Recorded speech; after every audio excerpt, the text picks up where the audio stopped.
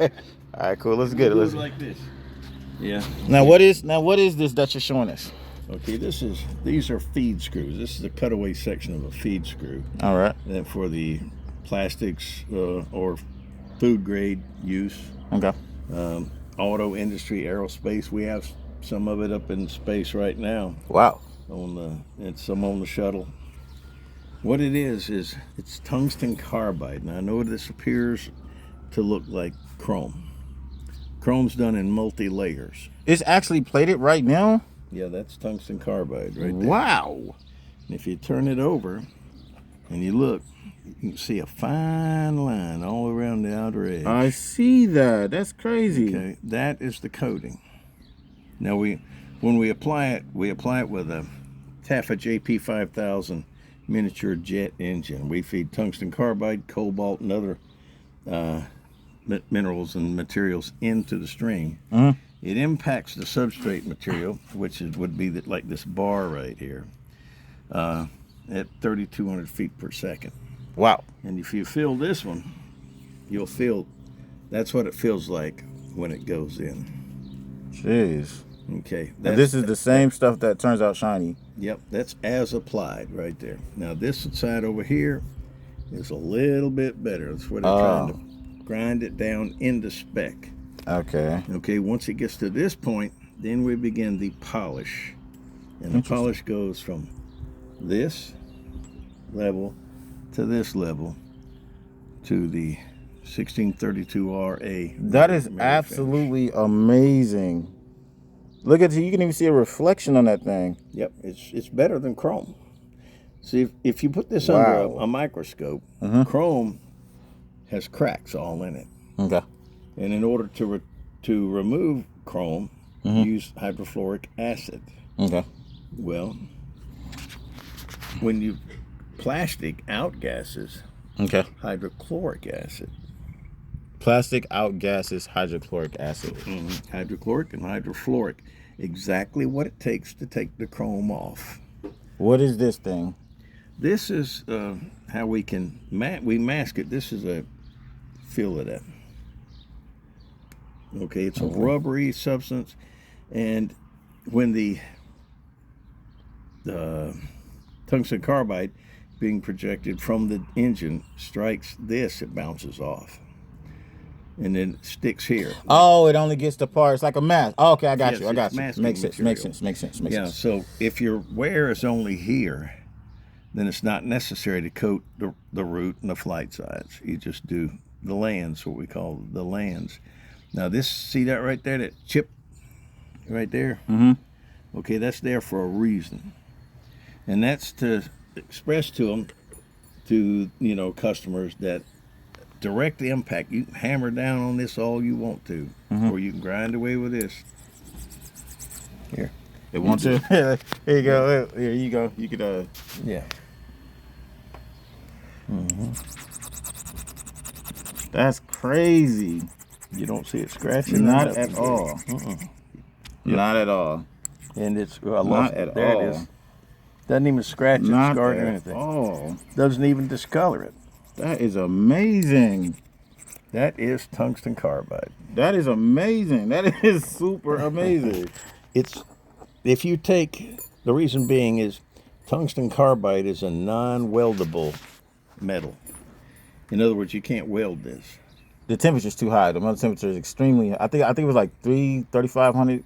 Yeah, 5,000 Fahrenheit or something. It's a ridiculous temperature. Yeah, it's 1,200 degrees C. We're good before it begins to show a little tinning and discoloration. Oh, okay.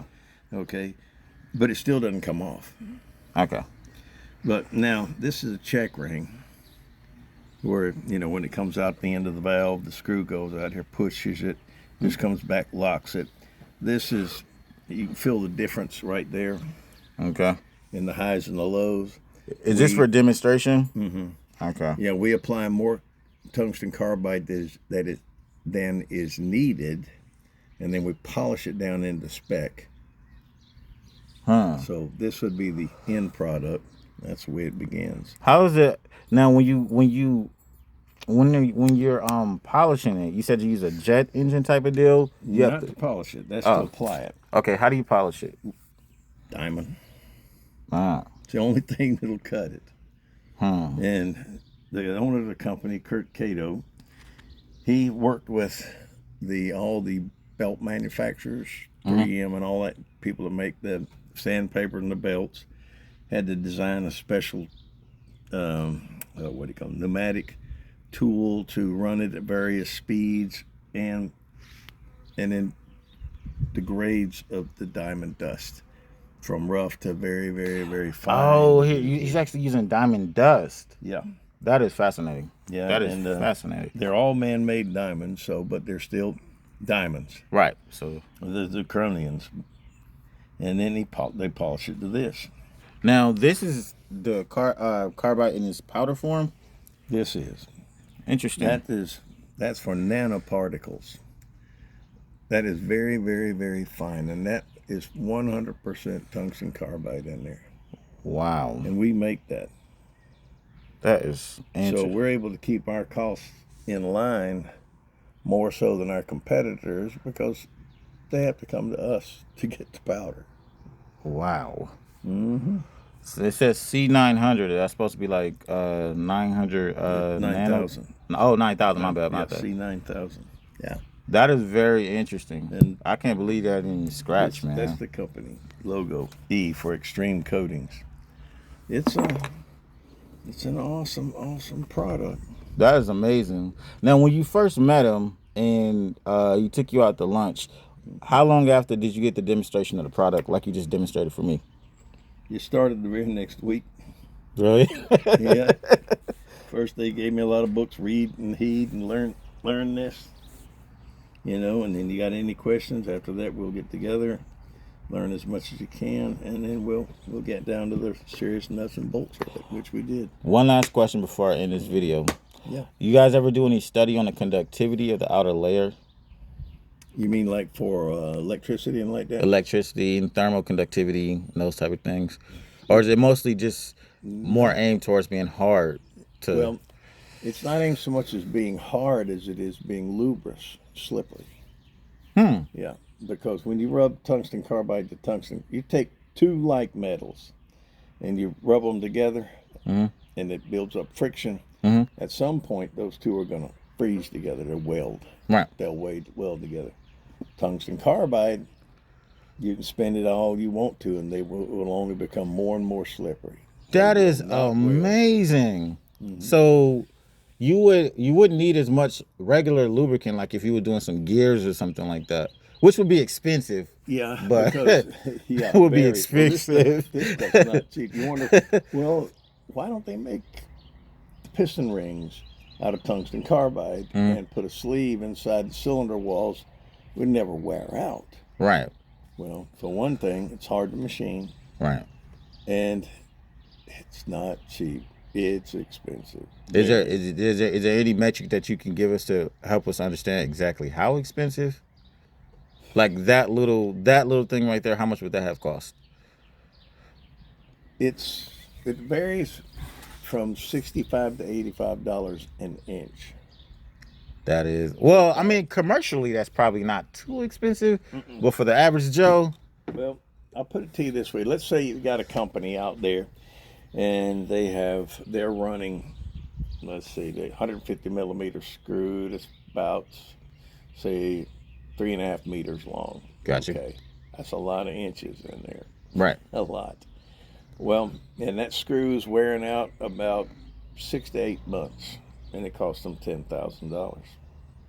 Wow. And then they have to go, once it wears out, and if it's nitrided, well, then there's the chance they can grind it off, armor it, build it back up, and then bring it back into spec, and then nitride it again. But that doesn't always work very well. Chrome, you can re-chrome it once the chrome wears out and build it back up, put it back in, but what are you going to gain from it? Well, the only gain is you didn't have to buy another screw, but you're still only going to get 6 to 8 months life out of it. Okay. With our product, and you're spending $10,000. Okay, that's initially. You spend 10, to get it chromed or nitrited or whatever, and the cost to manufacture the screw. Okay. All right, with us, it's probably going to cost you close to twice that number to put tungsten carbide on it and polish it. But it lasts. But the life expectancy is going to be 2 to 3, even sometimes longer. We have screws that's been out there in machines 7 years. Nah, that's a savings Yeah. for them. You got a customer for life with them. Mm-hmm. Well, they'll argue with you. Well, I'm getting 8 months out of it here, and you're guaranteeing me 16 months, and it still costs me twice as much. Where's the benefit in that? Okay, I understand, especially if you're a salesman. Right. And the salesman say he's getting, I'm going to use the number 10, say a 10% commission on this costs $10,000. He's making $1,000 off the sale of that screw. He said, I make my money selling screws. Why I want to sell one that's going to last longer? Well, let's see. You're getting $1,000 to sell at 10% a $10,000 screw. Okay. How much do you get to sell 2 screws? Right. 20,000.